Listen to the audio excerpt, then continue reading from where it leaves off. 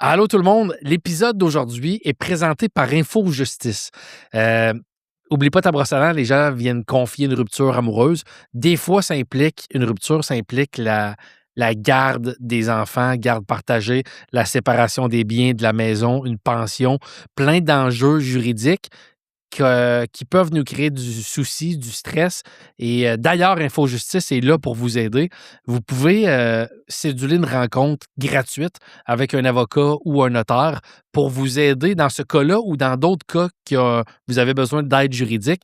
Rencontre 100% confidentielle qui va vous éclairer à travers tous ces enjeux-là juridiques. Donc, je vous le recommande fortement. Si vous avez besoin d'un avis juridique, allez sur InfoJustice pour planifier votre rencontre gratuite. Allô, je veux prendre le temps de remercier encore une fois le commanditaire du projet, les shots doses. Moi, je suis rendu, c'est intégré dans ma vie. J'adore en prendre l'après-midi. Je fais jeûne intermittent, fait que le matin, je déjeune pas, mais l'après-midi, avant d'aller faire du sport, une longue course ou un tennis, j'aime bien prendre ça. C'est délicieux au goût. Puis je me sens énergisé, puis c'est bon pour la santé. Bref, je capote bien raide. Je capote bien raide. Ceux qui veulent essayer ça ou en racheter une batch, vous pouvez utiliser le brosse à dents 20 en chiffres, brosse à dents au pluriel, 20 en chiffres, pour avoir un rabais de 20% sur votre achat. Merci infiniment, Dose, de réembarquer dans le projet et merci de faire ces délicieux petits Élixir. Bienvenue à cet épisode de Oublie pas ta brosse à dents avec Tom Elliott Girard, mais qui maintenant, son nom d'artiste, c'est Tom Elliott. Est-ce de bon épisode? Ne serait-ce que pour l'image du spa, qui peut pas mieux décrire l'état de marde dans lequel on est, il décrit très bien. Il vient nous parler de sa plus grande peine d'amour. Jeune homme très intéressant, éloquent, touchant. J'ai capoté sur cet épisode-là. J'espère que ça vous plaira. Bon épisode avec Tom Elliott.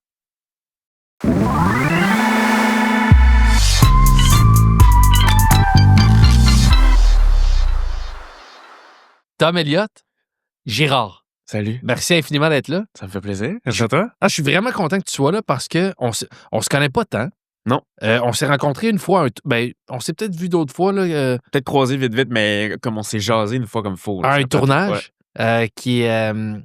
c'est l'émission avec Edith Cochrane. Ouais, Les Temps Fous. Ouais. Les Temps Fous. Ouais. Que c'est une personne de chaque génération. Ouais. Puis là, moi, j'étais comme celle du milieu. Ouais. On était avec Louise Portal. Ouais. Puis toi, tu représentais la génération plus jeune. Mm-hmm. Puis on parlait de plein de sujets. Puis c'était super intéressant. Puis moi, je te connaissais comme on se connaît, mettons, du milieu. Mm-hmm. Mais j'avais vraiment aimé qu'est-ce que tu... tes propos, puis ce que tu dégageais. Puis... C'était fin. Fait que bref. Moi aussi, j'avais aimé ça. Je t'avais trouvé vraiment bon, puis le fun à ping-pong avec. Fait que c'était cool. En tout cas, moi, j'avais eu un coup de cœur. Puis d'ailleurs, suite à ça, au podcast, je m'étais dit, c'est lui, ça serait le fun qu'il vienne. Mais c'est un sujet intime. Va-t-il être prêt à parler de ça? Ouais. Avant de... T'es quand même connu, là, je pense que la plupart des gens te connaissent, mais les gens qui te connaîtraient moins, j'aime bien parler de c'est quoi le parcours de l'invité. Mm-hmm. Tu fais ce métier-là depuis que tu es quand même tout jeune. Ouais, vraiment. J'ai commencé quand j'avais 5 ans. OK. À Place des Arts. OK. Commencé en comédie musicale dans un show de Noël, puis mes parents faisaient ça aussi, fait que moi j'avais regardé comme mes cousins le faire, puis j'étais dans la coulisse depuis toujours, puis c'était ça que je voulais faire. Je savais, j'avais appris le show par cœur, je le dansais en arrière. Ton père, il est chanteur? Ouais, il faisait le show lui, fait que moi j'étais prêt à embarquer là. J'avais hâte là. J'avais hâte que mes cousins ils vieillissent, puis je puisse plus faire le rôle. Fait qu'à un moment donné j'ai embarqué, je l'ai fait, j'ai chanté l'enfant tambour, puis ça a marché. OK. Puis après, j'ai été recruté par Denise Filatro pour un autre projet. Elle avait vu le show, puis elle était comme, on a besoin d'un petit enfant. Là, viens tantôt. Fait qu'elle m'a fait auditionner, puis j'ai joué Serge Postigo petit. OK. Fait une tournée avec le travers le Québec. C'était quoi le... Ça s'appelait Neuf, la comédie musicale Neuf. Ouais. Avec Émilie Bégin, Marc-Denis Pelletier. C'était fou. Ouais. J'ai vécu ça à 6 ans. Ça n'a aucun sens. Ouais, c'était fou. Après ça, j'ai pas arrêté. Puis, t'as-tu... tu sais, j'ai été en couple avec une jeune enfant actrice, là, actrice qui est commencée à l'enfance. J'ai côtoyé une couple de personnes comme ça. Il y a beaucoup de points positifs qui ressortent. Ça fait des gens, je trouve, très matures. Des gens qui ont vite une expérience à interagir avec des adultes. Fait que je trouve qu'ils vieillissent un peu plus vite, ça. Y a-tu des points Mettons, ça serait quoi ton top 1 point positif, top 1 point négatif de commencer si tôt là-dedans? Oh, c'est une bonne question. Mais positif, je pense que c'est ça, c'est que j'ai toujours été baigné dans un milieu d'adultes, tu sais, fait que j'étais tout le temps avec les amis de mes parents dans les parties, dans les coulisses de show, fait que je pense que ça m'a comme éveillé à être dans un groupe où j'étais conscient de bien des affaires de l'industrie, oui, mais aussi de plein de conversations, puis j'ai aimé ça. J'ai tellement de souvenirs comme de dormir sur une banquette au Capitole à Québec, où il était à trou dans le resto. Fait que ça, pour ça, c'est le fun, puis oui, je pense que ça peut venir avec une certaine maturité. Mais de l'autre côté, je pense que pour moi, comment ça me full affecté en tant que jeune, je pense que c'est l'ultra-conscience de mon être, de qui je suis, puis de Ah ouais? comment je me présente aux autres, puis du regard externe, tu sais. OK.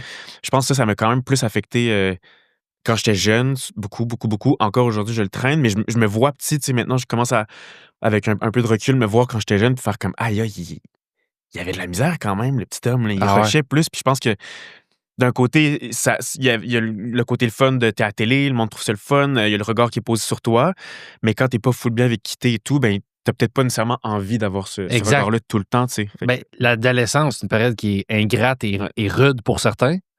Fait que quand en plus, tu es devant justement devant l'œil du grand public, Mmh. tout ça doit être exponentiel. Ouais. Ces petites tragédies-là qu'on vit au quotidien. Ouais, puis pour des affaires tellement connes, mais je me rappelle tu sais, des fois, j'y repense comme je suis tellement jeune pour avoir ces souvenirs-là d'être pas bien dans ma peau ou de comme faire comme «Ah, j'ai bougé de même, c'était pas correct» ou «J'ai dit ça, c'était pas drôle» ou «J'étais pas aussi drôle que» tu sais, je pense moi ça a été beaucoup dans la comparaison aussi quand j'étais jeune, tu sais, OK. de vouloir être aussi bon que les autres. Puis il y a une période de ma vie où, tu sais, quand t'es jeune puis qu'il y a pas beaucoup de jeunes qui font ça, tu sais, si tu un peu de talent puis tu te débrouilles bien puis tu travailles fort, t'es bon, tu sais. Ouais, Puis à un moment donné, tu vieillis puis t'es de plus en plus comparé aux autres qui exact. aussi font ça depuis un bout. Fait que je pense que ça m'a quand même joué dans la tête pas mal, ouais.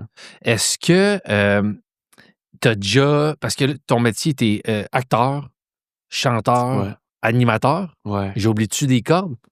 Ça ressemble à ça, je me promène pas mal. Ouais. J'essaie de peut-être que je suis un peu hyperactif, j'essaie de faire tout. Fait que je compose, j'anime des affaires, je travaille aussi un peu derrière la caméra, tout ce qui est création, dans le fond, là, j'ai essayé d'être médecin aussi, puis ça a chié, ça fait que D'être quoi? j'étais médecin. OK. À un moment donné, j'étais comme en crise identitaire en secondaire 5, j'étais comme: «Je pourrais peut-être devenir médecin», puis le 60 en maths a fait mal, là, fait Ah, que c'est ça. c'est pas rendu. La cote, t'es loin de. On a notre premier rire Ouais, du c'est podcast. ça, ça a été rough quand même. Mais ça a été quoi? Parce que les enfants artistes, vous êtes déjà là-dedans, Ouais. mais par la suite, tu fais un peu de tout ça. T'as-tu eu des formations? T'as-tu voulu faire une école de théâtre? T'as-tu eu des cours de chant? T'as-tu fait une formation quelconque par rapport à ton métier? Ben, je suis très autodidacte, étonnamment, là. Des fois, ça, j'y repense, je suis comme: «Mon Dieu». Ben, tu sais, comme mettons, j'ai fait toutes les formations de doublage au conservatoire quand j'étais petit, fait que ça, je suis formé comme OK. j'ai fait tous les cours d'audition, je suis en avoir fait une centaine, là, dans ma jeunesse. Fait que je me suis formé comme à certains endroits, mais tu sais, j'ai un père qui était chanteur, fait qu'il lui, me donnait quelques trucs, Ouais. mais j'ai jamais pris de cours de chant, C'est Michael.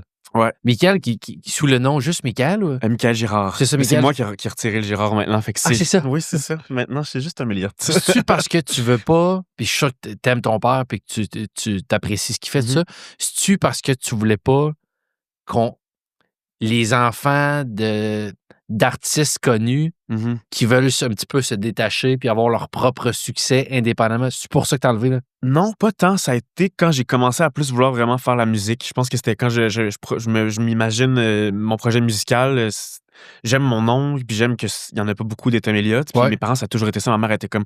Je me disais que peu importe ce que tu allais faire dans la vie, que tu as une pizzeria ou bien que tu sois coiffeur, ça allait être chez Tom Elliott. Tom Elliott, tu sais, je voyais ça, c'était MP quelque part. Puis j'étais comme. Je pense que ça va être ça. Tu sais, fait que ça m'est resté. Puis là, quand j'ai sorti ma première chanson, j'ai juste pris la décision d'utiliser juste le Tom Elliott, puis de le mettre en gros. Puis c'est ça mon nom. Puis tant qu'à faire de la musique puis faire du jeu, je me dis, je vais juste comme m'assurer que le nom il est partout. Fait que c'est pour ça que maintenant mes projets sont sous le nom de juste Tom Elliott. C'est Girard Babaye.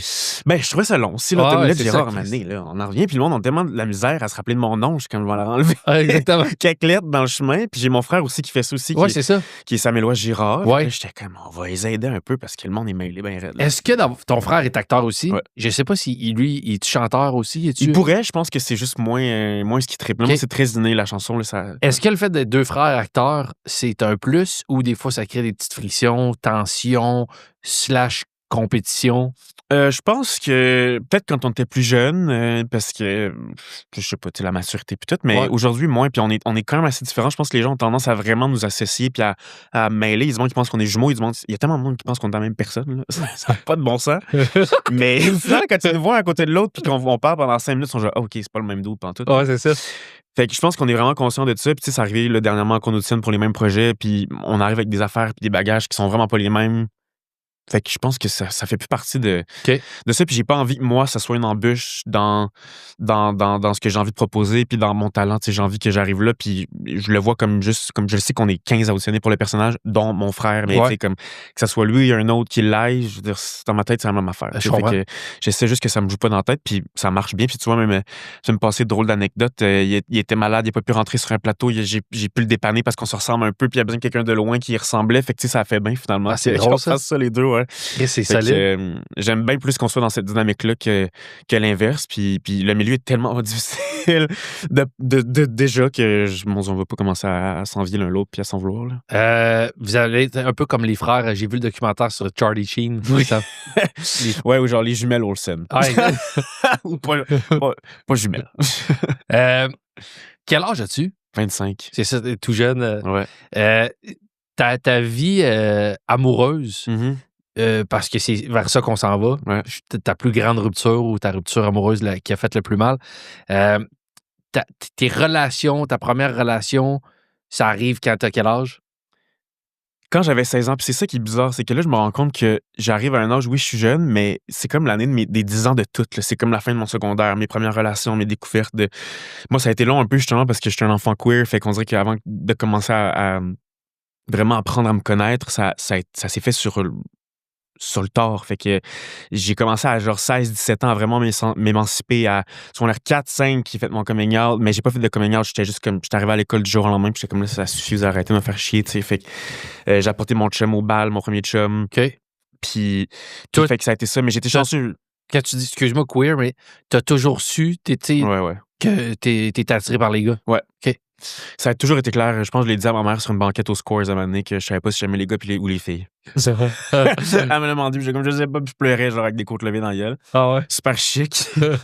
Mais c'est parce que je me faisais tellement niaiser que moi, je me rappelle d'être genre secondaire 2 dans un bureau de TS, puis disais, j'ai pas envie de me poser ces questions-là, on me force à me les poser parce Ouais. qu'on me niaisait, tu sais, puis j'étais juste pas prêt, mais je le savais, tu sais. Tu dirais qu'il y a combien de pourcentage de coming out selon toi? Tu sais, t'auras jamais la vraie info puis on ne le saura jamais. Mais selon toi, il y a combien de pourcentage de coming out qui sont faits aux Scores? Hey, je sais pas. Je sais pas, mais je le souhaite à tout le monde. Surtout à 6 ans. Le pauvre, hein, il est broyé dans des côtes levées, il faut le faire pareil. Ah, il y a des histoires de. J'ai des amis gays qui me disent qu'ils ont été très, très intimidés, bulliés un peu. T'as-tu vécu ça ou ça a été plutôt bien? Non, Parce que t'es jeune quand même. Fait que Ouais. j'ose espérer que. Mettons, je pense à un invité que j'ai ici, Max Roberge, qui est au Saguenay.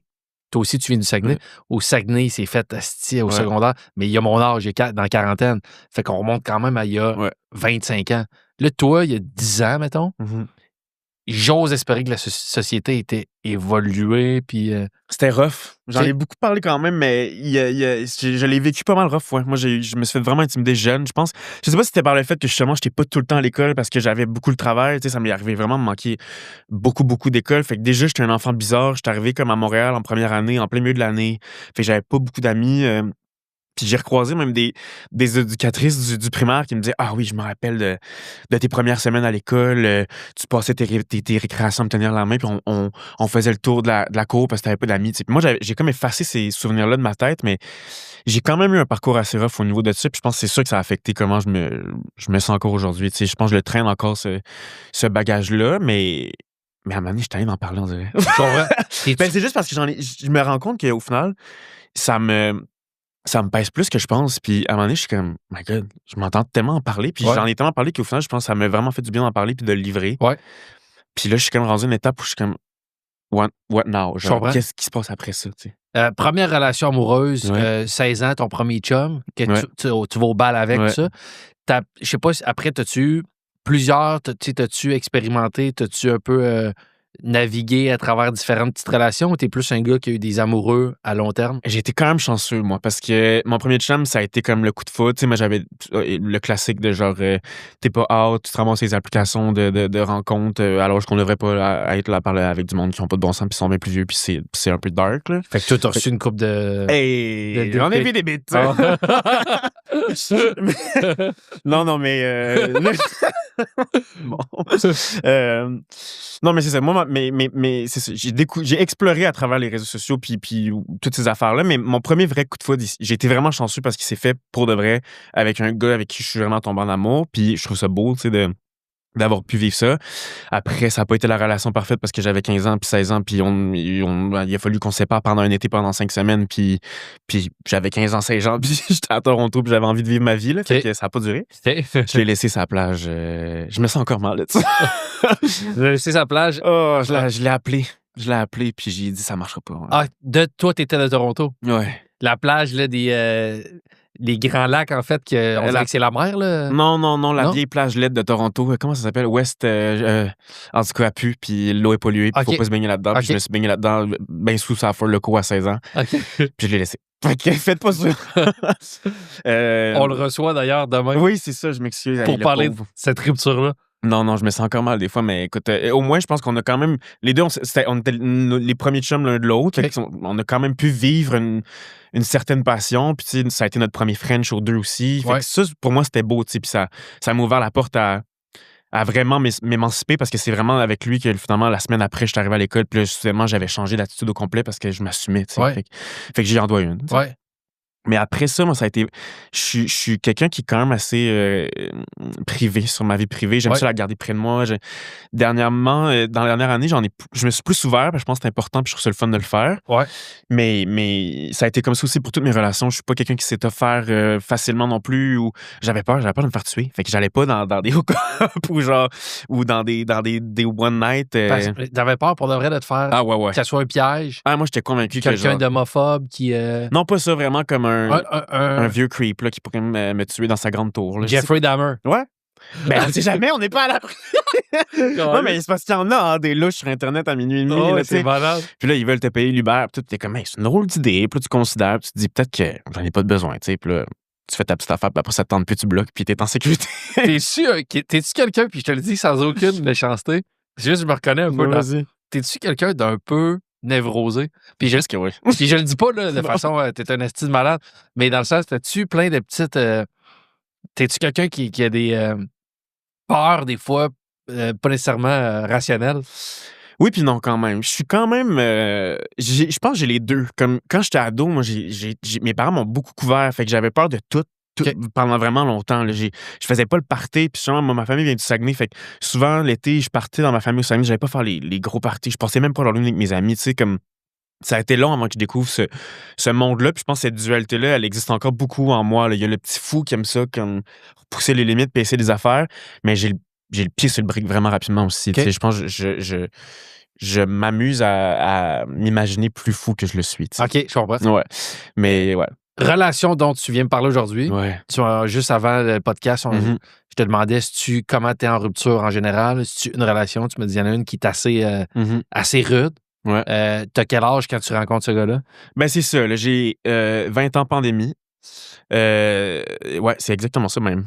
La pandémie, ça faisait 2 semaines qui est arrivée. Là, moi, j'ai eu 20 ans comme pile dedans. Ça a été quand même rough. Je venais de finir mon cégep. Puis ça faisait une couple d'années que moi, mon rêve, c'était d'être en couple. Comme, je sais pas si c'était parce que justement ça part du fait que je suis queer, puis j'ai tellement eu pendant longtemps peur de pas pouvoir l'être, puis d'être rejeté. Puis pendant que je suis au cégep, j'étais vraiment dans une grosse phase de remise en question, puis de m'assumer, je me suis teint les cheveux en noir. J'ai passé par tellement d'affaires rough quand même. J'avais moins de travail aussi. Puis on dirait que je pognais pas, puis je courais après le monde beaucoup, puis je me suis dit à un moment donné, je pense que ça m'arrivera juste plus. Tu sais. Mais ça, j'ai pas le choix de ramener un thème qui était abordé à l'émission Les Temps Fous. Oui. Puis je veux pas te mettre mal à l'aise. Non, mais vas-y. on parlait de notre rapport à l'apparence. Oui. Puis moi, tu me dis, j'ai peur de plus pogner, tout ça. Puis on parlait à cette émission-là de l'apparence. T'es quelqu'un, puis là, je sais pas comment le dire, mais selon les standards de beauté, t'as pigé quand même, t'as une belle pige. Tu me l'avais dit, je me rappelle. Ouais. Mais après, tout le temps, tu sais, je veux dire, tu dois quand même, puis je sais qu'il n'y a pas que l'apparence, puis je sais qu'on a nos complexes, puis on a nos insécurités, indépendamment de ce qu'on est, mais quand même, si je reviens à quelque chose de plus rationnel, tu dois quand même avoir beaucoup de gars, beaucoup de demandes, beaucoup de gens, puis en plus, combiné au fait que tu as une personnalité, tu as une belle personnalité, il n'y a pas que l'apparence dans la vie, mais pas que je dis que quelqu'un qui ressemble à toi peut pas avoir confiance, mais asti, à un moment donné, tu dois quand même faire le constat de ben Chris, les gens, j'ai beaucoup de propositions, les gens s'intéressent à moi. Ou, pas que j'y crois pas à ta période. T'as pas confiance, mais Non. j'étais un peu sceptique. Ben, c'est parce que il y a quand même. Oui, puis non, dans le sens que. Moi, je me rappelle vraiment ça m'avait vraiment marqué quand tu me l'avais dit. Puis en plus, c'est l'extrait qui a été utilisé sur les réseaux sociaux. Puis ça a quand même été un cataclysme pour moi parce qu'après ça, de m'entendre le dire puis de voir les réactions, il y a une partie de moi qui s'est dit comme prends ton gaz égal. Puis les insécurités que je les traîne encore avec moi comme quotidiennement. Mais après, est-ce qu'elles sont rationnelles? Non. Puis je suis capable de me le dire, ça. Puis je pense que c'est ça qui devient lourd à porter, c'est d'être capable de dire comme je sais que je suis correct, là, je sais que je fais partie des privilégiés. Comment ça se fait que j'ai encore de la misère à me regarder dans le miroir? Par contre, c'est quand même un truc que j'ai beaucoup travaillé dans les dernières années, comme. Ben, pour de vrai, dans les moments de ces missions-là, puis après ça, je me suis dit, je pense qu'il faut que ça arrête. Je pense qu'il faut que j'arrête d'être autant violent envers moi-même, puis je me suis rendu compte qu'au final, cette violence-là, elle vient pas des autres, elle vient de moi. Peut-être que ça. Tu l'expliques à quoi? Mais peut-être à cause de l'intimidation, peut-être à cause de cette peur-là de tellement pas fitter, la comparaison beaucoup, moi, là, oui, je peux correspondre à certains standards, mais j'ai toujours été plus petit que les autres. Quand je suis au cégep, là, j'avais fucking d'acné, là. Genre, j'ai fait 2 fois Accutane, je me suis mis un septum, j'avais les cheveux noirs, j'étais blême. C'est quoi un septum, excuse-moi? J'avais un gros piercing dans le nez. Ah, OK. Oui, c'est ça, tu sais. Fait que c'était moi qui ôte quand même. Puis c'est correct que je passais à travers ça, puis je pense que ça m'a fait. Il a fallu que j'aille là, tu sais. Mais c'est pour ça que je fitais pas, tu sais, au cégep, c'est vrai que je fitais pas tant que ça, puis j'ai comme fait exprès, on dirait, pour aller dans l'autre extrême de comme, bon, mais si je pourrais être pas bien dans ma peau, moi, m'en coller ici, puis m'en faire ce que je veux, tu sais. Je comprends.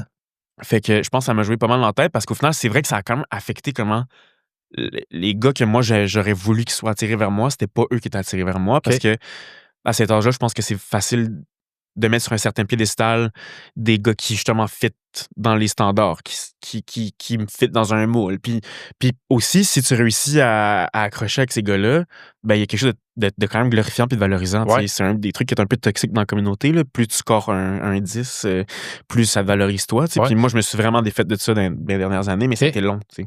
Mais c'est juste tu dis dans la communauté, mais je pense dans Probablement partout, ouais. Dans le sens, j'essaie de me penser à mon histoire, mais tu sais, d'avoir été en couple avec. Puis après, la beauté, c'est tellement subjectif. Ouais. Mais selon les standards, d'avoir été en couple des fois, ou même pas d'avoir été en couple, d'avoir fréquenté une fille qui. Moi, je dis souvent au-dessus de ma ligue, là, tu sais, tabarnak, j'ai joué 4 ligues au-dessus de la mienne, celle-là. Il y a de quoi de valorisant. C'est pas que c'est un accomplissement de gros chasseur sale, mais dans le sens, tu fais comme que cette fille-là s'intéresse à moi. Ouais. Tabarouette, c'est. Et peut-être que dans la communauté, effectivement, j'entends souvent ça. L'apparence joue quand même. C'est gros. Ben, je pense que c'est qu'on a toute une espèce de blessure à quelque part, puis à un moment donné, t'essaies de la patcher comme tu peux, puis les réseaux sociaux, puis comment tu te présentes aux autres, puis la désirabilité, c'est comme le premier chemin qu'on essaie d'emprunter pour essayer de guérir cette blessure-là, tu sais. Puis t'essaies d'être validé. Fait que, c'est ça, de plus t'es plastique, plus tu corresponds, moins t'es rejeté, tu sais. Puis je comprends. Pour du monde qui ont été rejetés pendant longtemps, je pense qu'à un moment donné, t'essaies juste d'être le moins rejeté possible, tu sais. Je comprends. Fait que c'est peut-être juste ça. Mais après ça, aujourd'hui, tu vois, je pense que c'est par le jeu puis l'acting que j'ai réussi à m'en défaire dans la dernière année parce que j'ai eu un rôle où il a fallu que je me laisse vraiment aller de tout ce que Tom Elliott est pour vraiment rentrer dans ce personnage-là puis me casser de mon apparence. Puis après ça, quand je me suis vu à l'écran, jamais je me suis trouvé lettre. Même quand j'étais poqué, même j'étais magané. Puis c'était la première fois que ça m'arrivait de m'en foutre. De faire comme... C'était ça que ça prenait pour le rôle. Puis une fois que j'ai débloqué cette affaire-là dans ma tête de plus vouloir autant juste être tout le temps dans la perfection, puis d'en plaire, puis que tout le monde me trouve beau, tout le monde m'aime, tout le monde. Ça m'a tellement fait du bien. Là, j'ai les cheveux rasés, puis moi, j'étais convaincu que j'avais une tête laide. Je me suis rasé les cheveux quand j'avais 8 ans. Okay. Puis tout le monde disait que j'avais une tête super ovale. Puis là, genre, je voulais plus jamais me raser les cheveux. Puis là, le projet me disait, on peut-tu te raser les cheveux? Puis j'étais comme, oui, mais sachez que j'ai vraiment une grosse tête laide. Puis là, j'étais en panique. Puis finalement, ils m'ont rasé les cheveux, puis j'étais convaincu que j'allais être en panique, là, justement, de toutes ces insécurités-là. Puis Je m'en fous. T'as une des plus belles têtes que j'ai vues de toute ma vie. Non, elle est ovale sur le côté, C'est mais vrai? je t'en montrerai pas. OK, Oui. c'est bon. Ils m'ont même fait une slash dans le sourcil. Ah ouais, check. c'est ça, je Il vois. manque un bout de sourcil, mais Ouais. je m'en fous. Puis c'est un exercice de m'en foutre. Là. Mais c'est ça qui est beau. Moi, j'ai envie un peu ce métier. Moi, je suis humoriste. Mhm. Je suis ma PME. Je joue pas de rôle. Jusqu'à maintenant, j'ai joué des mini-rôles des fois près de moi, mais c'est tout le temps moi. Je véhicule mon image. Fait que Mhm. quand on m'entend en entrevue, quand on m'entend dans un podcast, à la radio, sur scène, Mhm. c'est moi. Je Mhm. peux un peu... J'ai un petit terrain de jeu que je peux déroger un peu, mais ça reste que c'est moi. Mhm. J'ai toujours envié les acteurs de pouvoir, pour un projet, Ouais. y aller, pouvoir représenter complètement autre chose. Ouais. Puis même, le fait de jouer tellement autre chose, ça fait même que ça donne un côté, je trouve que même en entrevue, tu peux pas commencer à mentir puis Mhm. dire des faussetés sur toi, mais c'est qu'on sait plus exactement c'est quoi Mhm. dans tout ce qu'on a vu, dans l'éventail de ce qu'on a vu d'un acteur. Je trouve que ça permet un genre de lâcher prise. Ouais. Encore là, je suis pas acteur, mais le fait de pouvoir explorer tellement d'affaires différentes de ce que t'es, ça fait que, ben, c'est ça, il y a une certaine liberté que vous avez, puis même, on sait plus exactement Mhm. c'est qui on sait moins, tu sais, alors Ouais. qu'un humoriste, c'est tout le temps moi que je mets de l'avant. Je comprends. Ce gars-là, Ouais. cette passe-là, Ouais. au cégep, t'as 20 ans. Ouais, j'ai fini mon cégep, la pandémie hit, j'ai les cheveux rouges à ce moment-là, parce que j'ai les cheveux de toutes les couleurs. Ça, je me rappelle, j'ai des images. Ouais. Il est passé par des phases. J'ai un molette bleu aussi, fait que, écoute, on y dit allô. Fait qu'on s'est rencontrés, coup de foudre instantané, mais couple de pandémie, fait que ça a été quand même assez tough, là. Il y a bien des embûches, couvre-feu, pas pouvoir se voir, les parents qui étaient quand même un peu freaks sur le... c'était quand même en plein dedans, il fallait être à distance. On prenait des marches avec des masques. Là. Toi, ça n'a aucun sens. À 20 ans, tu vis encore chez tes parents? Ouais. OK. Lui aussi? Ouais. OK. Ouais, tu sais, comme on est jeune. Là. Ouais. Puis ça complexifie tout. Fait que ça a été un peu à l'image de notre relation où il y a eu beaucoup de beau, mais beaucoup de compliqué aussi. Puis à un moment donné, ça a mis un énorme poids sur la relation. Moi, je travaillais moins aussi dans ce temps-là. Puis quand moi, je travaille pas, je deviens débile. Là. Genre, je pourrais tout décrire ici. Ouais, je comprends. J'ai besoin de travailler. Fait que, puis là, maintenant, je le gère vraiment mieux qu'avant. Puis ça, j'en suis fier. Mais ça a été un peu à cause de cette relation-là parce que ça m'a tellement poussé dans des coins sombres que je pense que ça a mis un poids puis une charge sur cette relation-là qui, au final, a peut-être mené un peu à la rupture. Ouais. Combien de temps t'as été avec ce gars-là? Quasiment 2 ans. OK. Ouais. Il y a des phases, tu vois tôt dans cette relation-là les côtés qui marchent pas? Ouais. Ou, OK. Ben, en nous deux, ça allait. Après, je pense que c'est moi, genre, toujours eu très peur d'être seul en vie, surtout avant. C'est récent, très récent que j'ai appris à être seul, puis j'aime vraiment ça à cause de ma nouvelle relation où, de par le fait que lui est souvent parti, il fait pas le même métier que moi, il a dû partir dans l'Ouest canadien pendant des mois où là, je me suis vraiment retrouvé seul avec moi-même. Puis j'ai appris à être seul, mais quand je datais cette première relation-là, c'était ma pire phobie, être seul. J'haïssais ça. Puis en plus, on était en pandémie, fait qu'il y avait rien que ça à faire, être seul. Exact. Être pogné en Zoom. Hey, les estis de Zoom. Ah ouais. Fait que je pense que ça a été vraiment rough aussi. Puis ça mettait beaucoup de pression. Dès que j'étais tout seul, moi, genre, j'avais besoin de te rassurer, j'avais besoin de qu'on se voit. Puis ça, lui, ça marchait pas. Fait que ça a été quand même rough, ouais. Mais évidemment, vous êtes restés 2 ans, fait que ben du beau aussi, puis ben du positif. Ouais, parce que je pense qu'on les deux, on a appris à aimer. Puis on a appris à comme... lui aussi, c'était sa première relation un peu plus à long terme. Parce que, tu sais, mon premier chum, à 16 ans, que j'ai laissé sur la plage, ça a duré 3 mois. Là, ouais, c'est ça. C'était la première fois que je datais pour de vrai sérieusement. Première fois que t'es amoureux. Oui, 100%. Hey, j'étais amoureux par de sa tête. Là. Okay. Genre, coup de foudre, là. Puis genre, moi, dans ma tête, c'était pour durer longtemps. Là. Okay. Malgré les embûches, même si je pense qu'au final, en dedans de moi, je le savais que ça pourrait pas fonctionner de même parce que je savais que j'étais en train de faire des erreurs, je savais que lui faisait des erreurs, je savais qu'on se blessait probablement plus qu'on se faisait du bien. Je pense que ouais. Beaucoup de confrontations, beaucoup de... Tu dis que t'es insécure un peu, la solitude. Est-ce que ça crée des... T'es comment en couple? T'es-tu du style à confronter ou t'es plus à mettre dans un tiroir? Confronte. Ouais. Je suis bélier, moi. Hein. Je crois pas trop à ces affaires-là, mais des fois, quand mes amis sont genre, toi, t'es bélier, je suis comme, moi, je fesse dans le tas. Ben moi, je crois pas à ça, sauf pour balance indécis. Ah, c'est ça que ça. Toi, tes balances. Ouais, puis je suis pas capable de prendre des décisions. T'es en couple aussi comme ça, et de vouloir plaire, faire pas trop d'être dans la confrontation, mettre dans un tiroir, puis on verra quand on peut s'en parler pour pas trop déranger. Ouais. Moi, je suis pas confronté. En fait, je suis pas dans la confrontation. Je suis Ok. plus à. Asti, je peux-tu mettre. Pas faire du déni, mais Mhm. repousser les choses un peu. Ouais. Le moins on en parle, moins ça fait mal. Repousser de prendre des décisions, en fait. Ouais. Puis même chose, moi, puis je veux pas parler de moi, mais j'ai jamais laissé. Ouais. Moi, c'est statu quo. Je peux encaisser quelque chose. Je veux tellement pas prendre une décision Mhm. que je peux encaisser quelque chose d'inconfortable Ouais. plutôt que de faire un move et de changer la situation. Mhm. Je suis pas capable. Mais toi, plus confronté, est-ce que. Ouais. Y a-tu des querelles? Êtes-vous. Oui, quand même, mais c'était particulier parce que c'est ça, je pense que les deux, on était vraiment maladroits. Je pense qu'on communiquait mal. Je pense qu'on savait pas comment s'aimer l'un l'autre. Puis ça a créé des situations où il y avait des insécurités de mon bord, puis lui, je pense qu'il savait pas comment les gérer, puis je pense qu'il savait pas comment communiquer. Fait que plus moi, j'étais insécure, puis plus j'avais besoin de rassurer puis valider, plus lui, il s'éloignait, puis il se distançait, puis plus moi, je paniquais, tu sais. OK. Puis ça a été quand même un cycle qui est revenu, puis après, c'est pas un truc qui est constant non plus, tu sais, c'était pas tout le temps de même. Fait que là, à un moment donné, bon, ben, il y a un accro, on essaie de le régler comme on peut, on le patch un peu, puis à un moment donné, le plat te relâche, puis là, tu essaies de repatcher un peu par-dessus ces affaires-là. Fait qu'il y a eu plein de beaux, puis ça m'a appris beaucoup, mais ça a été quand même tough. C'est quand que tu commences à envisager que, OK, je pense que la fin approche. Je savais pas. Ah, c'est lui qui t'a laissé. Ah ouais. OK. Ah ouais, de manière assez violente même. Vas-y. Je l'ai pas vu venir. Là. Mais en fait, c'est ça, c'est que ça faisait un bout que moi, ça allait moins bien personnellement. Puis j'étais comme, je pense que dans mon subconscient, je savais que c'était plein d'embûches que je travaillais moins. Il fallait que je change d'appartement. Moi, j'aurais voulu qu'on check pour peut-être déménager ensemble. Tout ce qui était se projeter dans le futur, pour lui, c'était vraiment compliqué et difficile. Alors que moi, je pense que c'était un peu tout ce que je demandais, tu sais. Ouais. D'avoir des plans à deux, de construire à deux. Ça Lui, t'aurait rassuré. Ouais. Mais lui, il était pas rendu là, il était plus jeune un peu que moi. OK. Beaucoup dans les études aussi. Il recommençait un nouveau programme. Mais je vais pas trop parler de lui, on dirait que je suis... Mais en tout cas. Puis on était juste plus à la même place. Puis je le savais là, qu'à un moment donné, ça allait péter, mais jamais au point de me faire crisser là. Genre, comme dans un film, là, chez nous, le matin même, on était ensemble, j'étais chez lui, je suis retourné chez moi. Là, vous viviez toujours pas ensemble. Non. Okay. Malgré 2 ans de relation. Mais toi, t'es en appartement, c'est ça maintenant? Ouais, moi, pendant qu'on a commencé à zéter, moi, j'ai déménagé dans mon premier appart, ce que j'ai vraiment aimé, là, qui m'a quand même fait grandir pas mal. J'ai mon propre espace. Ouais. Mais ça a créé quand même aussi le truc où moi, j'avais chez moi, puis j'ai aimé ça que ce plus chier. Tu sais, toutes des affaires d'accro où quand 2 personnes sont juste pas en même place, tout devient un enjeu. Sûr, là. ouais.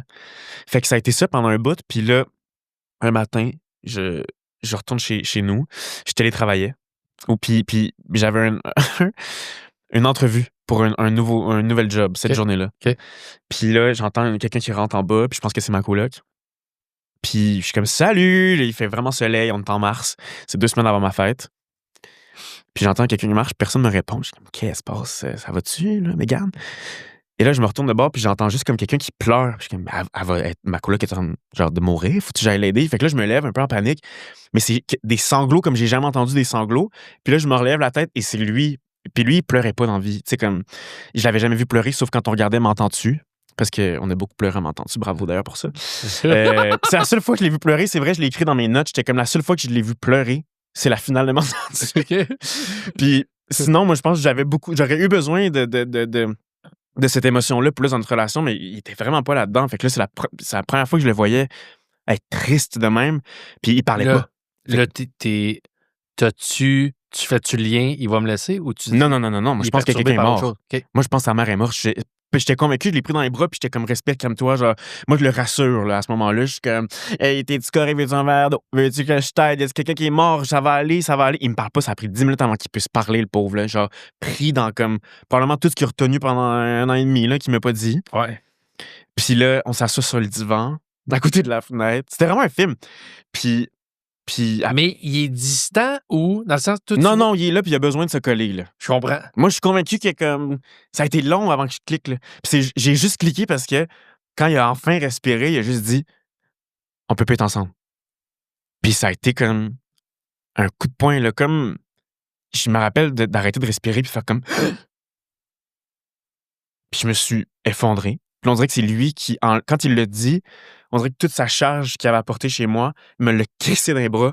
Puis là, lui, il a arrêté de pleurer d'une shot. Puis moi, j'ai viré complètement débile. Comme si on venait de m'annoncer que j'allais mourir demain. Ouais. Genre, des fois, j'y repense puis je ris, là. C'est absurde quand Mais même. là, tu réagis comment? Hey, je suis un déchet, là. Un pauvre déchet. Je suis à terre, je suis en sanglots, je crie, je suis à 4 pattes, je bave, je pense. J'ai honte quand j'en parle. Ben non, mais c'est C'est pas beau, mais ça fait tellement mal. Ben oui, c'est J'ai ça. jamais eu mal de même. Mais moi, c'est pour ça que, à la base, pourquoi je voulais faire un podcast Ouais. là-dessus, c'est que t'as beau avoir une belle vie, t'as beau bien aller. Je trouve que la peine d'amour, c'est la plus grande justice sur Terre. Mhm. Ça, puis la santé, mettons. Ouais. Dans le sens, Chris, on est tous des déchets. Mhm. Ça fait tellement mal. Ouais. Peu importe si le restant de ta vie va bien, asti que au moment où ça se passe, ça fait tellement mal. Non, Là- le plafond m'est tombé sur la tête, là. Il reste pour te consoler un peu aussi à... Ben, il essaye, le pauvre, là. Ouais. Mais comme je suis comme plus fonctionnel. Je me rappelle vraiment d'être dans mon appart puis de juste faire comme arrête, on va arranger les affaires, genre. Puis là, moi, je commence à la culpabilité déjà à ce moment-là à me vraiment rentrer dedans. Puis c'est ça qui est resté avec moi pendant vraiment longtemps après. La culpabilité de pas avoir réussi peut-être à me sortir de comme la période rough un peu plus que je vivais à cause de pas de job puis de telle affaire puis de tout. J'étais comme dans une passe un peu plus négative, pessimiste par rapport à tout.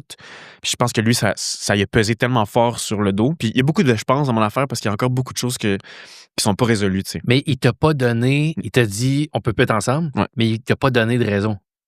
Je pense qu'il y avait trop de misère à le faire, je pense. C'est Ok. trop difficile pour lui. Déjà de me laisser, je pense que ça a été vraiment tough. Ouais. Puis après, je pense qu'une fois qu'il l'a fait, lui, c'était comme c'est ça, puis là, lâche-moi, tu sais. OK. Puis ça, j'ai trouvé ça vraiment tough.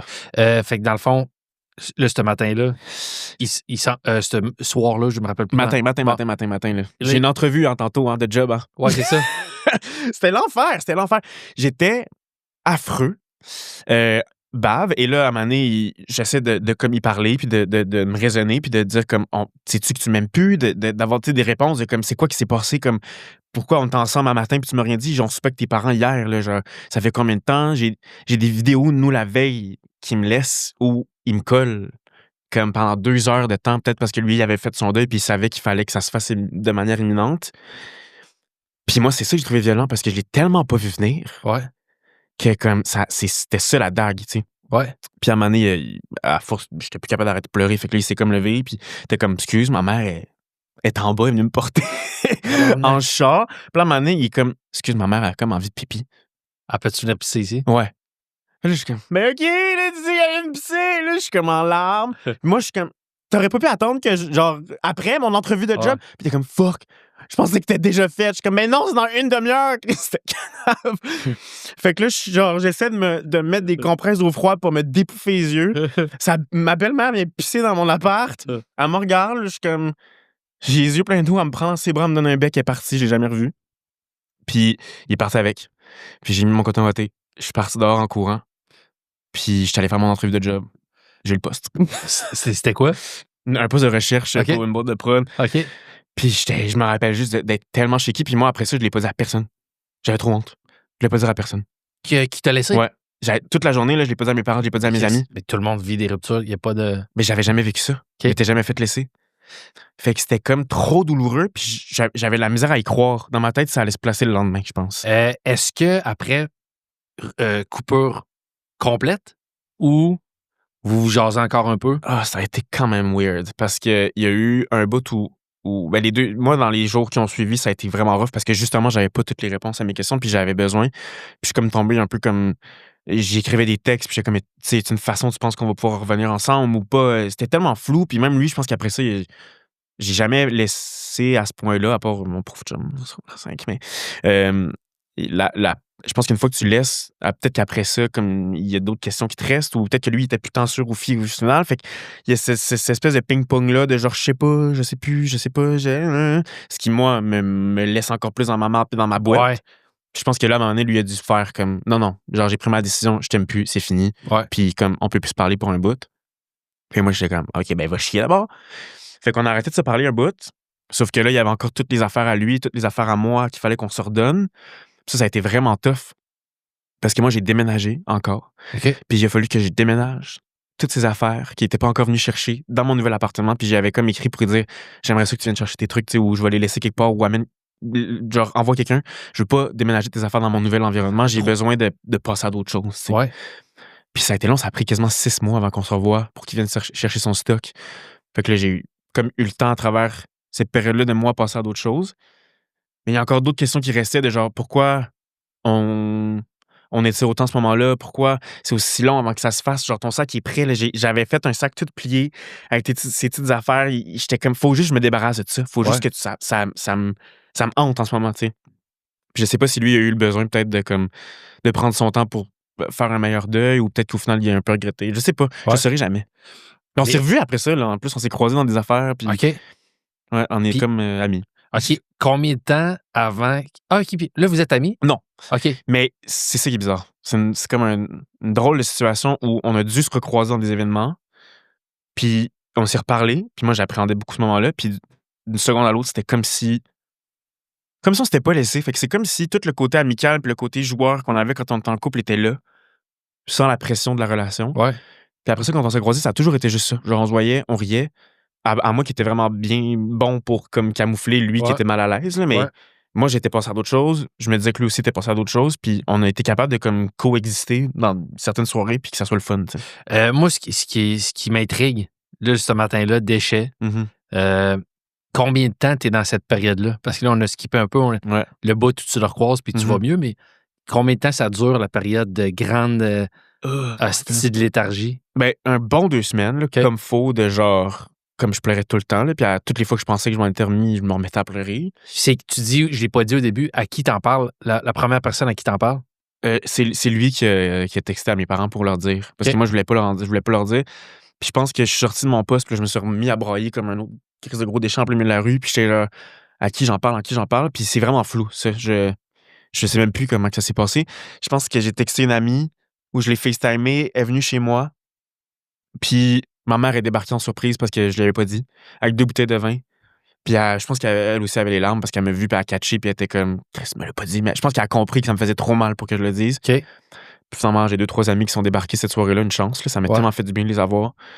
Puis j'ai pu parler. Puis c'est plus quelque chose qui était juste dans ma tête, là, que je gardais juste en dedans de moi, on dirait. Puis ça m'a sauvé parce que je me rappelle de rire cette soirée-là. Je me rappelle de comme être capable de... Je trouvais la situation tellement ridicule du fait qu'il était rentré chez nous, que je pensais que c'était ma coloc, que j'avais laissé ma clé dans la porte, c'est pour ça qu'il a réussi à rentrer, le style.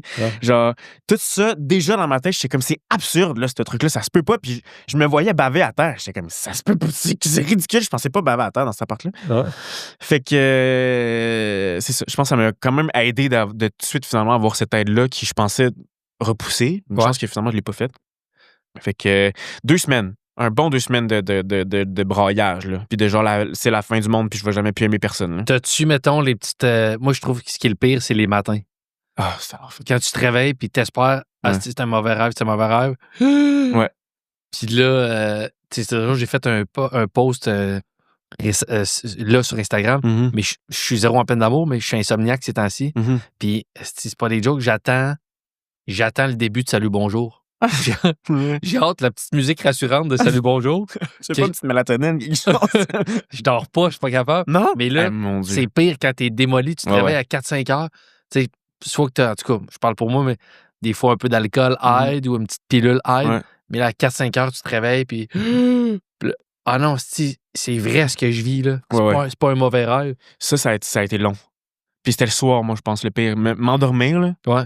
Puis que ça prenne pas toute la place dans ma tête, puis d'essayer de me dire, arrête de penser que tu dormiras plus ta vie. Genre, j'étais comme, je vais virer débile, là, faut que je dorme. Genre, faut que tu dormes, faut que tu te reposes. C'était l'enfer. Je pense que j'allais un peu chez mes parents pour comme m'aider, mais mes parents m'ont amené au spa, là, je me rappelle. Ils étaient comme, on va te payer une journée au spa, là. Il va falloir que tu t'en sortes à m'amener. Puis je faisais juste pleurer dans les bains, genre, j'étais autour du foyer en robe de chambre, chemin. Puis mon sel était dans mon casier. Puis j'espérais juste qu'il me texte. Moi, ça a été ça. J'espérais qu'il me texte et qu'il me dise oublie ça, on efface puis on repart en arrière. C'est jamais arrivé. Fait que je faisais juste des allers-retours en genre le bain chaud, je braillais. Le casier en bas, j'allais voir mon téléphone, pas de texto, je braillais. Je retournais sur le bord du foyer, je braillais. Ça a été ça toute ma journée. Puis je me sentis mal. Puis là, j'étais pogné dans genre toute la culpabilité de comme Je pense que ça se mélangeait beaucoup, là, de comme la culpabilité de la relation. Puis je me sentais mal pour mes parents de traîner comme le petit vieux déchet au spa, là. J'étais comme, j'aurais dû payer une journée de spa à quelqu'un d'autre qui en aurait profité. À ton frère? Mais je pense que ça m'a fait du bien, finalement, OK. là, avec du recul, là, mais je me sentais comme mal d'avoir broyé dans le spa. Non, mais tu peux pas mieux résumer la détresse. Ah! Ton image est bonne. Je faisais juste ça. T'es au spa, s'il y a un endroit où on crée c'est le bien-être, Ouais, non. tu vas voir ton sel dans le Hey, je cadre. faisais juste ça. J'étais dans un hamac, puis j'étais comme les crises à hamac à marre. Ça sert à rien. J'étais amer, là, j'étais aigri, puis j'étais comme, je veux plus jamais aimer. Moi, ça a été ça, là. Je veux plus jamais aimer. Puis j'ai écrit des notes dans mon téléphone de paroles, de tunes, genre. Ouais. Puis je les ai relues des mois après, puis j'étais comme, ça ferait jamais que ça sorte. C'est trop. C'est affreux. Mais dans le sens, c'est affreux parce que c'est trop quétaine. Ah, c'est lettre, là. Ou C'est parce que c'est tellement trop- mauvais, là. Non, c'est mauvais, là. Genre, maintenant, j'écris des tunes, puis j'en suis fier, puis j'aime mes textes, mais ça, c'est genre les choses les plus quétaines que tu peux t'imaginer. Puis moi qui a le quétaine dans la vie, je suis comme, comment je peux avoir écrit ces affaires-là, mais ça me. Tu sais, j'étais comme, les murs me parlent, puis il y a des affaires terribles. Je suis comme, il est en détresse, là, aidez-le, là. Fait que ça a été quand même difficile. Mais en même temps, je pense que j'ai posé la question à Claudia Bouvette, Mhm. qui est ton amie. Mhm. Et je dis Claudia là, comme si c'est ma grande chum, mais Mhm. parce que tu la connais bien. Ouais. Je me rappelle plus comment que j'ai posé, mais je vais te la poser. Est-ce que quand tu es un artiste, Mhm. justement, qui compose de la musique, qui compose une œuvre, qui écrit des paroles de tunes, est-ce que ces moments-là, même si tu dis que là, tu as écrit des choses qui sont de la merde, mais Ouais. est-ce que ces émotions-là et cette détresse-là que tu vis est un moteur de création? Est-ce que quand même, on veut pas vivre ça, Mhm. mais quand tu passes à travers ces périodes-là difficiles, Ouais. est-ce que ça crée quand même du beau dans ta création artistique? Moi, ça m'a pas aidé. OK. Je sais pas pourquoi. Je pensais que oui, parce qu'au final, en fait, ce qui est weird, c'est que, mettons, ma tune de rupture, je l'avais déjà écrite avant qu'il me crisse là, puis ça s'est passé comme je l'avais écrit. Puis c'est ça que je disais la soirée où ma mère était dans la cuisine avec mes amis, je leur disais, je l'ai écrit, je l'ai déjà écrit.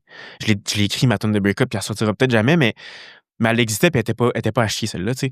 Mais après, moi, je pense que quand je tombe trop dans des affaires trop personnelles ou trop dans mijoter dans ma propre merde, ça Ouais. m'inspire plus. Fait que c'est aujourd'hui que je commence à être capable d'écrire des meilleures affaires parce que je pensais qu'avant, il fallait que je m'ouvre les veines puis que je me baigne dans la douleur pour être bon. Puis c'est pas les meilleures choses que j'ai faites. Fait que non.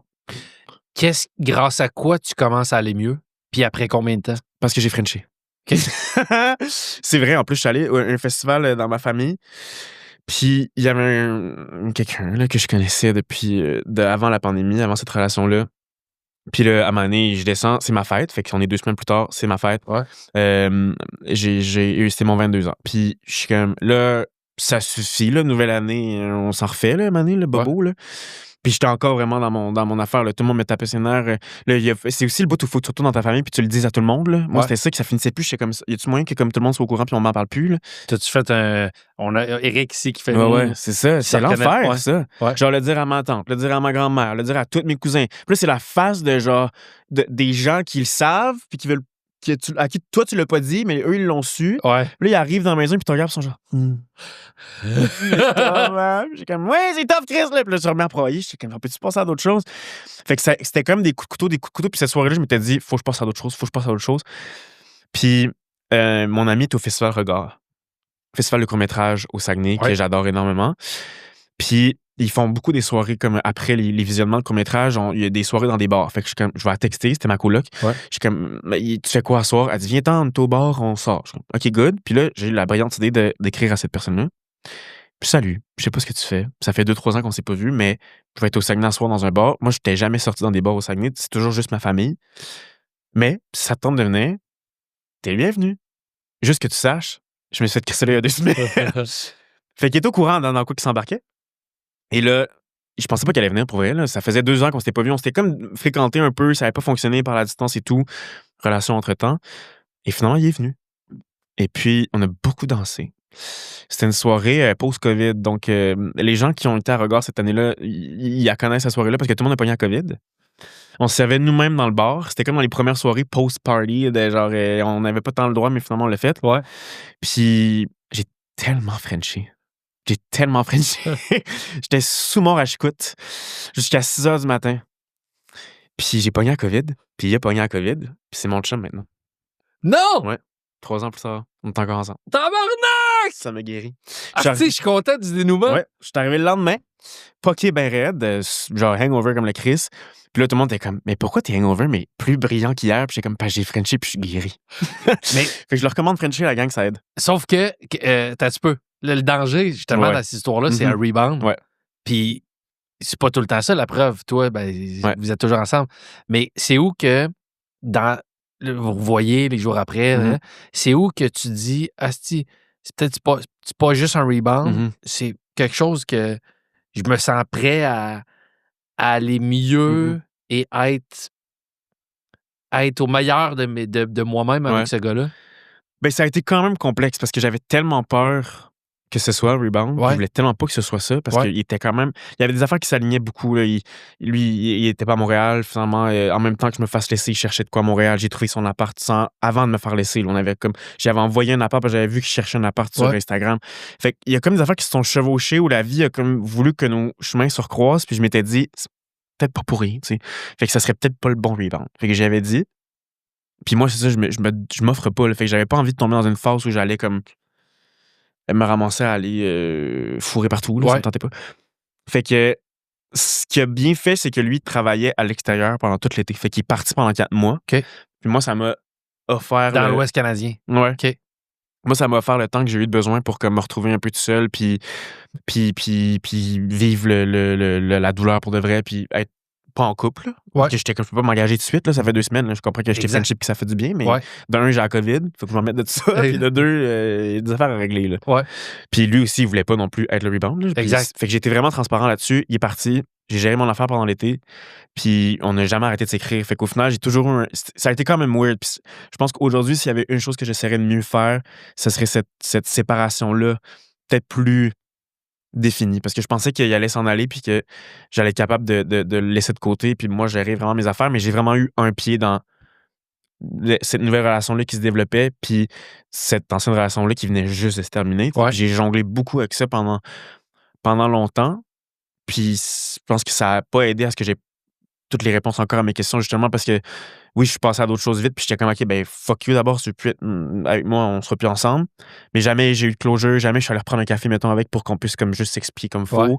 Même si on s'est croisés, quand on s'est croisés, jamais qu'on a reparlé de ça. C'était en surface. C'était juste dans le rire et l'humour et la joie et les blagues. Puis là, je retournais chez nous après, puis j'étais comme, je me sentais pas bien. Fait qu'il y avait clairement quand même quelque chose qui était pas guéri, tu sais. Est-ce que, je parle pour moi, le pire d'une peine d'amour, c'est quand on s'auto-flagelle. Puis tu sembles aussi t'avoir, tu sembles le prendre un peu sur toi, j'étais une période où j'allais pas bien, j'étais peut-être... c'est quand que tu as réussi à être en paix avec toi-même puis te pardonner, mettons? En m'en revenant tantôt, je me suis posé la question. Je sais pas si je l'ai, cette fermeture-là, avec moi-même. Je pense que c'est... Mon plus gros regret de cette relation-là, c'est de ne pas avoir eu cette conversation-là encore aujourd'hui. Puis, je pense qu'après la relation, moi, je me suis vraiment convaincu que lui ne m'aimait pas au final. T'sais. Puis encore aujourd'hui, je le pense, mais c'est ça qui est bizarre, c'est que toutes ces petites affaires-là que je me suis peut-être inventées ou pas pour guérir, pour lâcher prise, j'aurais jamais la validation de c'est-tu vrai ou pas. T'sais. Fait que maintenant, aujourd'hui, je dis qu'il m'aimait plus ou qu'il m'aimait pas, puis que ça faisait longtemps qu'il m'aimait pas. Peut-être même depuis le début. Des fois, je le dis, je pense qu'il m'a jamais aimé. Puis lui me l'a jamais dit si oui ou non. Après ce poids-là que je porte par rapport à la relation, puis des erreurs que j'ai faites, puis du poids que j'ai mis sur le couple, je le porte encore. Puis jamais que lui me dit non. T'sais. Fait que je le saurais comme jamais, je pense, si c'est vraiment ça, ou si ça partait de lui, ou whatever. Fait que ça, c'est weird de vivre avec ça. Puis c'est weird de vivre avec ça aujourd'hui où on s'est unfollowed sur Instagram, malgré les fois qu'on s'est croisés puis que c'était le fun, puis que dans ma tête, pour moi, c'était réglé, puis qu'on savait qu'on pouvait comme coexister. Dernièrement, il m'a unfollowed Instagram, puis je pensais que ça allait rien me faire. Puis finalement, j'étais comme, mais mon tabarnak! Hey! Pardon? Tu te colles à moi à ce point-là? J'étais comme, moi aussi. Mais c'est pas que je m'ennuyais de lui, puis c'est pas que j'avais envie de le revoir ou whatever, mais ça me fait bien plus mal que je pensais, au final. Ouais, c'est l'ego. C'est l'ego 100%. Puis de faire comme, OK, fait que ça veut autant plus rien dire pour toi Après, c'est juste un follow sur Instagram, là, on s'entend, là, ça efface pas comme Mais ce qu'on a vécu, mais... Mais c'est ça qui est dur aussi. On accorde la valeur des fois à des choses que, Hey. tu sais pas ce qui a poussé la personne à agir de telle façon, à dire telle affaire. Ouais. Puis on accorde, vu que quand on est dans. Justement, c'est ça qui est dur. Quand t'as pas la conversation claire. Ouais. Moi, c'est ça que je trouve ça dur. En as-tu déjà eu, toi? Ben, Chris, tu me décris. Il y a beaucoup de choses que tu décris de quelque chose que j'ai déjà vécu. Mm-hmm. Mais c'est dur quand t'as peu d'éclaircissement. Mm-hmm. Après, c'est dur de ne pas y aller dans l'autoflagellation, puis de si j'aurais dû faire ça au lieu de telle affaire, peut-être que je n'étais pas disposé. Ouais. Puis après, c'est ça. Puis après, on accorde. Tu sais, un unfollow sur Instagram. Ouais. Puis, ça. Ben, c'est parce qu'au final, ce qui nous reste, c'est ça. Tu sais, on se voit plus, on partage plus la même vie, on n'a pas le même cercle d'amis. Fait que ce qui nous reste, c'est ce petit lien-là de genre, je te suis, tu me suis. Moi, j'ai jamais été capable de le bloquer. J'ai jamais été capable de tu sais, mettons, mes amis, ils essayaient de me pousser à comme l'haïr ou pour que je passe à d'autres choses, puis j'étais pas capable. Tout de suite, j'étais comme, non, c'est pas de sa faute. C'est comme, peut-être qu'au final, c'était plus de sa faute que je pense, encore aujourd'hui. Mais j'ai jamais été capable de tomber là-dedans. Je pense que j'aurais aimé ça au final juste pour comme m'accoler, lui. Là. Exact. Mais je pense que c'est un peu aussi représentatif de la relation qu'on avait où je le voyais comme meilleur que moi dans bien des affaires, puis meilleur que moi pour me laisser, meilleur que moi pour passer à d'autres choses, meilleur que moi pour se coller de moi. Ouais. Alors que moi, je suis pas si bon que ça. Est-ce que présentement, tu es dans une relation où tu te sens plus... t'as moins ça? Ouais, vraiment. C'est la plus grosse différence. Ouais, ouais. Ben, c'est tellement bizarre parce que justement, vu qu'on se connaît avant cette relation-là, on dirait que la vie a voulu qu'on nos chemins se recroisent. Puis ça n'a pas été une relation facile non plus parce que justement, il a travaillé ailleurs, j'ai été seul longtemps. Mais en même temps, ça m'a tellement fait grandir. Comme je disais, c'est avec cette relation-là que j'ai appris à être seul. Maintenant, j'habite tout seul. Puis moi, je pensais quand j'avais 18 ans qu'habiter tout seul, ça allait être impossible. Là. Je voulais me tuer tout seul. Puis finalement, j'adore être seul. J'adore être tout seul. Mon Dieu, que j'aime ça tout seul. Fait que j'ai appris beaucoup avec cette relation-là. Puis il y a beaucoup d'affaires qu'on a faites l'un l'autre qu'on a pu se blesser, mais on apprend. Puis c'est ce que je trouve le plus beau de ma relation en ce moment, c'est qu'on est encore ensemble, puis qu'on a travaillé à travers ces enjeux-là, puis qu'on se solidifie de plus en plus. Alors, même s'il y a des périodes où j'étais comme, on n'y arrivera pas, là, Chris, là, c'est bien trop compliqué notre affaire. Ouais. Puis finalement, non. Genre, je suis plus heureux que j'ai jamais été, puis plus en amour que j'ai jamais été. Fait que pour ça, je suis vraiment reconnaissant, puis c'est simple, ça fait du bien. Je te souhaite que ça soit comme ça encore bien longtemps avec ce gars-là. Merci. Si jamais, puis je veux pas là, être non, vas-y. jinxer rien, Mm-hmm. mais si un jour, on n'est jamais à l'abri, Mm-hmm. que ça soit dans 1 an ou dans 5 ans, est-ce que là, tu te sens mieux outillé pour repasser à travers ça ou tu sens que tu repartirais matin, là, déchet? Là? Ouais. Je sais pas.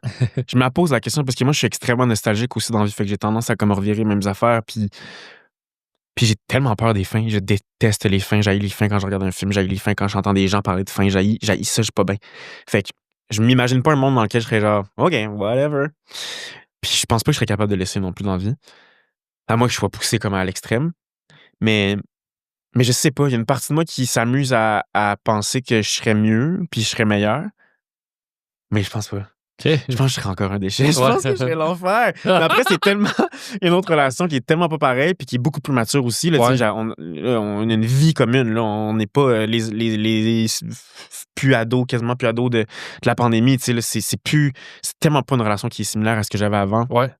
Que j'ai un feeling qu'on se laisserait pas de la même façon. Mais on s'aime puis on s'aime tellement fort.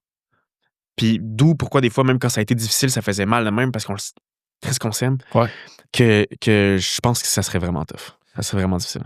Je veux que le podcast puisse faire œuvre utile. Mm-hmm. Fait que je demande à chaque invité un conseil pour quelqu'un qui t'es venu partager cette période-là difficile. Quelqu'un qui serait dans cette période-là présentement. Mm-hmm. Évidemment, chaque personne est différente, chaque situation est différente. Mais toi, y a-tu un conseil que tu te permettrais de donner à quelqu'un qui vit ça? Ben, moi, ça a vraiment été de parler. Parler, parce que justement, mon premier réflexe, ça a été de vouloir m'isoler, puis je sais pas pourquoi j'avais ce sentiment-là de honte puis de culpabilité, mais de péter cette bulle-là au plus crisse, là, ça a été vraiment réparateur, puis ça m'a sauvé. Fait que de pas m'isoler, d'en parler, puis j'ai été chiant, là. Sûrement que j'en ai trop parlé à mes amis, mais ça a été ça qui m'a fait du bien. Même après ça, j'ai eu, tu sais, pour ça, moi, quand j'ai vu ton podcast, j'ai trouvé ça tellement le fun parce que j'ai voulu en créer aussi un projet où je me disais, faut qu'on en parle de ces affaires-là. Comment ça qu'il n'y a pas assez de projets où on peut parler du lait? Tu sais, je veux dire, à un moment donné, c'est beau les couples, puis les chansons d'amour et tout, mais là, j'ai besoin d'entendre du monde qui parle d'à quel point que ça a fait mal, puis que c'est correct que ça fasse mal. Puis, au pire, justement, écrivez-en là, des conneries dans vos téléphones, là, vous allez en rire plus tard. Là, genre, moi, j'ai honte, mais en même temps, je trouve ça drôle, puis ça me fait du bien de les écrire à ce moment-là. Faut que ça sorte, faut que ça sorte, faut que ça sorte. Fait que je pense que c'est vraiment ça, puis de pas s'isoler. C'est la pire affaire. Puis j'écoutais des épisodes aussi où il y a des gens qui se sont peut-être plus isolés ou où ils sont partis dans des patterns qui les ont pas aidés. Tu sais, fait que je pense que j'ai juste être. Mais j'étais peut-être aussi chanceux là, d'avoir un cercle qui a été là pour moi, puis c'est un privilège, puis je le reconnais vraiment. Mais en tout cas, si vous avez la chance d'avoir une personne, quelques personnes autour de vous à qui vous êtes capable de vous livrer, puis qui sont prêtes à prendre la charge avec vous, puis à la partager, c'est la meilleure chose à faire, je sais. Ben, je trouve ça beau. Tu dis, j'ai un beau cercle où j'ai été privilégié. Ouais. J'ai trouvé ça beau, l'image de ta mère qui arrive avec 2 bouteilles de vin. Oui. Je trouve que ça m'a touché. Ouais, elle était fine. Puis en plus, elle avait pris genre 2 bouteilles de vin que c'était écrit, je sais plus si c'était écrit dessus, mais genre Cry Tomorrow. Genre des conneries de même, mais tu sais, elle était comme désemparée. Puis elle avait jamais vécu ça non plus, un fils qui se faisait laisser même, qui était en détresse de même. Fait que même elle avait pas tous les outils pour savoir comment m'aider, tu sais. Puis ça va être gravé dans ma mémoire à tout jamais, là, ma petite maman en bas des escaliers qui était comme Ah! T'es-tu correct? Puis la thérapie aussi, ça m'a vraiment aidé. Après ça, moi, j'ai commencé à consulter pour la première fois. OK. Puis ça m'a aidé, je pense, à me défaire de cette culpabilité-là. Parce qu'à un moment donné, la psy était genre, tu peux pas prendre tout sur ton dos. Ça peut pas être tout de ta faute. C'est impossible. Ouais. Puis ça m'a comme fait respirer bien mieux. Là. Est-ce que ça a été que ponctuel ou tu vois encore cette psy? Pas la même, mais ça a ouvert la porte à la thérapie puis à arrêter d'en avoir peur, en fait. Là. Puis justement, quand j'ai parlé, ça a été ça. Moi, ça a été de m'asseoir avec quelqu'un qui était neutre puis qui essayait pas de me le faire haïr.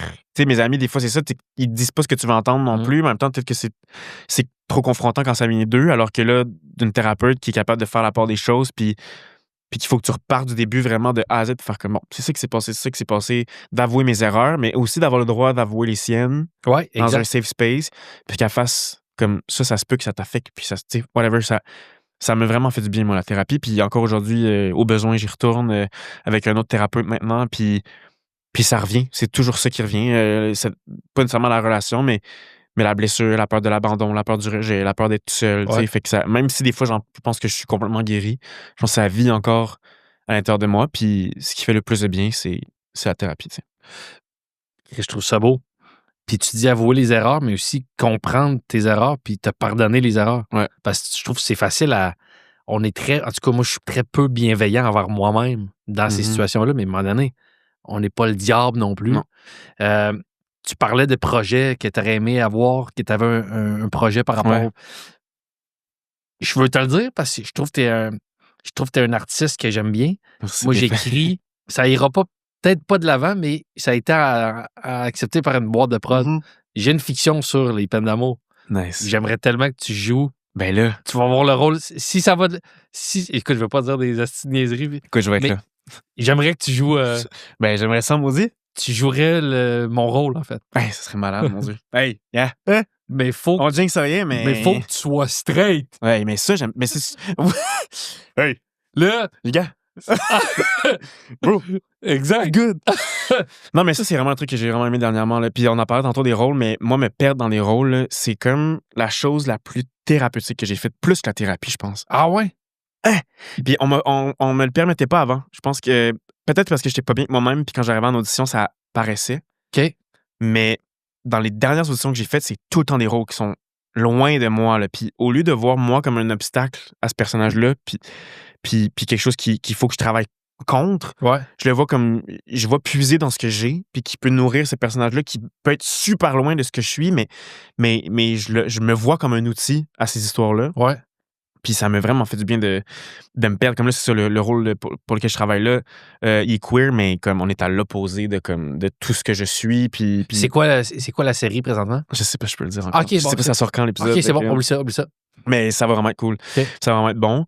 Mais c'est un esti de gros défi. Puis c'est nouveau qu'on me fait confiance avec ces affaires-là. Puis ça me fait tellement du bien là, d'être capable de prouver que je suis plus que juste Amélia, tu sais. Ouais. Puis que l'acteur, il est pas... Moi, je veux pas jouer Amélia, je veux jouer comme des personnages, Exact. des choses qui sont pas moi, tu sais. Puis je veux juste prouver que je suis capable. Fait que, ouais. Je finis là-dessus sur une note plus légère. T'es un jeune homme de 25 ans, t'as l'avenir devant toi. Ton rêve artistique, je pense que j'avais demandé à Claudia aussi, des fois je pose ça, des artistes que je trouve inspirants quand même. Ça serait quoi, toi, dans 10 ans, 15 ans, disons, t'es sur le bord d'avoir 40 ans, ça serait quoi la ligne dans ton CV que tu serais comme « Ah, ça c'est nice en tabarnak ». Il y en a plusieurs. J'aimerais ça... la musique, pour moi, c'est vraiment comme un truc que je veux développer. Là, ça fait des années que je le dis, mais je commence à vraiment être prêt. Fait que si j'ai sorti un projet musical puis j'ai réussi à faire un show avec du monde qui chante mes tunes, des fois, ça me fait peur juste de le nommer parce que ça m'a l'air tellement inaccessible, mais je veux me permettre de le rêver encore, ce rêve-là. Fait qu'il y a ça. Puis un lead dans un film. Comme le cinéma, pour moi, c'est tellement une grosse partie de ma vie, puis j'aime tellement ça. Puis il y a tellement d'artistes que j'admets. Tu sais, c'est sûr que moi, mettons, Xavier Dolan, je me rappelle encore, j'étais ado, j'étais dans un studio de doublage, puis je cherchais mon studio de doublage, puis il y a quelqu'un qui m'a apporté, puis qui m'a dit « Salut, ça va, on s'est présenté, c'est ici. » Je suis allé faire ma session, puis ma mère, après ça, m'avait dit « Tu sais que c'est Xavier Dolan. » Puis moi, j'ai commencé à faire du doublage en vie à cause de lui, parce que j'écoutais les Harry Potter, puis je savais qu'il y avait sa voix là-dedans, puis je trouvais qu'il était tellement inspirant de par son parcours de comédien, après ça en tant que réalisateur. Fait que, on se connaît un peu, mais tu sais, comme travailler avec des gens comme ça que j'admire, pour moi, c'est tellement, tellement, tellement nourrissant, puis je m'en souhaite plein des projets comme ça, de me permettre aussi d'oser espérer que j'appartiens à ce monde-là aussi, puis que je vais pouvoir accomplir des grandes choses avec du grand monde que j'aime. C'est ça. T'as-tu déjà eu la chance d'auditionner pour un des projets de Xavier Dolan? Non, pas encore. on le demande, là. Écoute, mais Xavier, c'est un de ceux avec qui j'aimerais travailler. Après, tu sais, j'aimerais ça aller en France. Quand j'étais petit, c'était ça. Ça, c'est un truc aussi, j'ai recommencé à travailler. Là. Quand j'étais petit, pour moi, il y avait comme tous les rêves étaient atteignables et je rêvais vraiment grand. On dirait qu'il y a une partie de ma vie où j'ai arrêté de rêver. Puis, je sais pas, on dirait que ça me faisait trop peur de rêver. Puis, je suis comme devenu désillusionné. Je sais pas si c'est par le fait que ça faisait trop longtemps que je faisais ça. Puis, j'ai arrêté d'y croire ou parce que justement, il y a des périodes plus rough. J'étais comme, ben là, commence par une chose à la fois. Là, tu sais. Ouais. Mais là, dernièrement, on dirait que je suis sur une lancée de comme pas vouloir me faire dire que j'y arriverai pas. Souvent, ça part de moi. Faut que j'essaie de taire cette voix-là. J'ai gagné un Gémeaux. Fait que je suis comme, tu sais, c'est pas pire quand même. Non, je niaise. Mais c'est une belle tape dans le dos de validation, de comme, il y a quelque chose quelque part que j'ai fait comme faux, puis ça garantit fuck all, puis je prendrai jamais rien pour acquis, mais ça me donne le goût de travailler fort en Chris, par exemple. Ben oui, c'est sûr, tabarnak. Ouais. On a juste, puis là, je vais pas être le vieux style de cheesy, mais on a juste un passage sur Terre. Permets-toi de... Ouais. Mets-toi pas toi-même des barrières qui n'existent pas. J'en dirais que j'étais en train là, de les enlever. Je m'étais comme mis, je pense que c'est pour se protéger, je pense. C'est de faire comme, si tu rêves trop puis tu n'y arrives pas, c'est l'ego, c'est la honte. Là, je suis comme, hey, fuck that. Là. Genre, puis en plus, je suis pas quelqu'un qui attend que les choses m'arrivent. Fait que je suis pas en train de dire, genre, je vais rêver puis espérer que ça me tombe dessus. J'ai le faux cul, tu sais. Non, t'as une gueule et une aura de gars qui va être aux Oscars, nous autres. Ben, je sais pas, mais regarde, si je peux chanter sur la scène des Gémeaux avec Véro Cloutier, il va être content, tu sais. Tom Elliott, je te remercie infiniment. Merci à toi. Merci du partage. Merci à toi pour vrai. Je suis sûr que ça va faire du bien à une couple de personnes. Tant mieux. C'est un beau divertissement, je trouve, d'entendre ces récits-là. Ça peut être un beau divertissement, mais ça peut être aussi thérapeutique. Justement, tu le nommais. Quand on est là-dedans, ça fait du bien d'entendre des gens qui, Chris, tout le monde l'a vécu. Ça fait mal. Tout le monde a une histoire de même. Exact. Et merci à toi d'avoir parti ce projet-là, parce que pour vrai, même si là, en ce moment, je traverse pas ça, d'écouter les épisodes tantôt, ça me faisait reconnecter avec des trucs que j'avais retraversés, puis j'étais comme, aïe, OK, fait déjà, je me sentais plus de temps tout seul dans plein d'affaires, fait que c'est vraiment un beau truc, merci. Dernière question. Vas-y. Ça va être vraiment très léger, là. Vas-y. Toi qui côtoies Claudia Bouvette, la couleur de ses sourcils, là, on est-tu dans une phase encore pâle? Je pense que oui. Moi, j'adore le sourcil pâle. Je suis vraiment fan du sourcil bleaché. Sur moi, par contre, moins plaisant. Fait Mais, que en fait, moi, c'est que je suis pas fan du sourcil bleaché. Je suis fan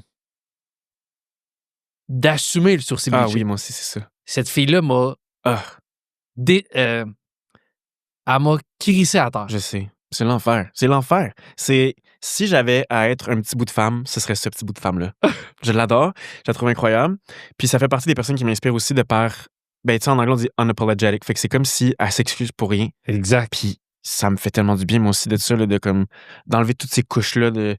Mais juste de m'avoir rasé les cheveux, là, genre, c'est con, mais de me regarder le miroir, puis pas faire comme, petite drôlette, puis faire comme, c'est ça, whatever, c'est ça ma face, genre, ces gens-là m'inspirent, fait que, ouais. Hors podcast, on finit là. Mhm. Ça finit dans 10 secondes. Mhm. Est-ce que 8, 7, est-ce que je vais pouvoir voir ta forme de crâne après le podcast? 4, Oui, premier. 3, 2, Regardez-la! est-ce que beau crâne?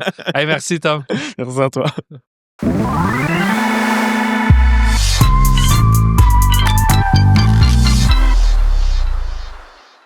Salut!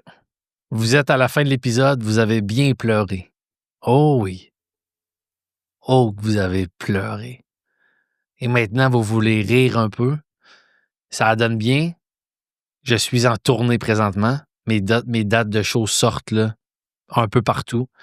Mon show, il est drôle en tabarouette. Fait qu'après avoir tant pleuré, venez rire avec moi. Toutes les dates sont sur mon site alexandrebarrette.com.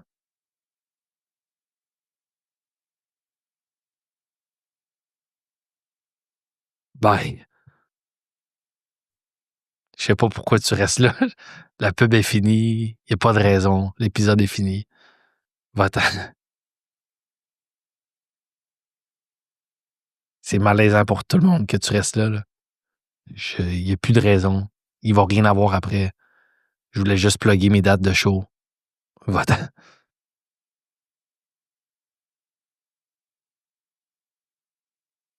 Mais qu'est-ce que tu fais?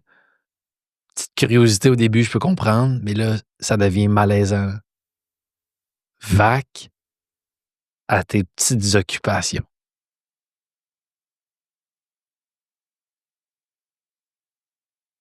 Va-t'en.